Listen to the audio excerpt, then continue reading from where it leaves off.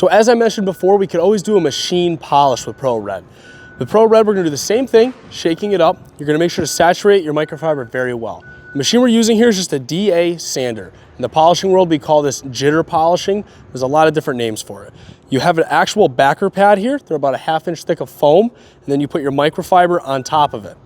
Typically, we're gonna take quite a bit of the Pro Red, a little more than a quarter as we did before. We're gonna do a nice little swirl of it right there.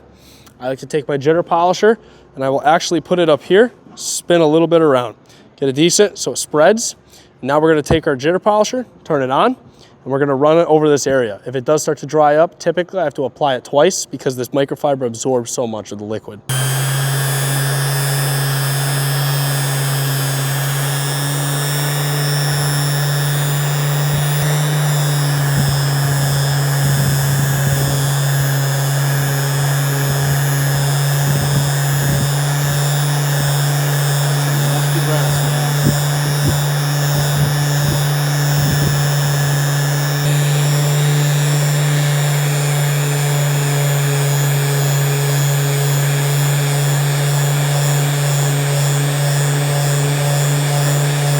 So after we've jitter polished, ended up peeling the tape and wiping it, you can see how much that jitter polish does bring out the brass. Jitter polishing is another form of polishing, so if you do not have all the tools that apply and you don't feel like you can afford the copper and brass kit, this is another way to simply do brass. On aluminum, I don't personally believe it works as well, just because aluminum is a much harder metal. Brass and copper is very, very, very soft. A simple finger line move across this and it will scratch.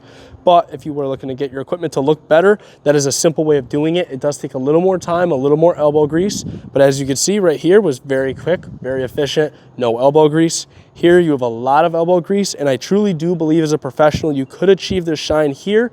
It just takes a lot of time and elbow grease rubbing with the Pro Red. That's gonna be any liquid polish. There's a lot of elbow grease put in it. It's a lot easier to use that hand polish to maintain this than actually bring it back to this.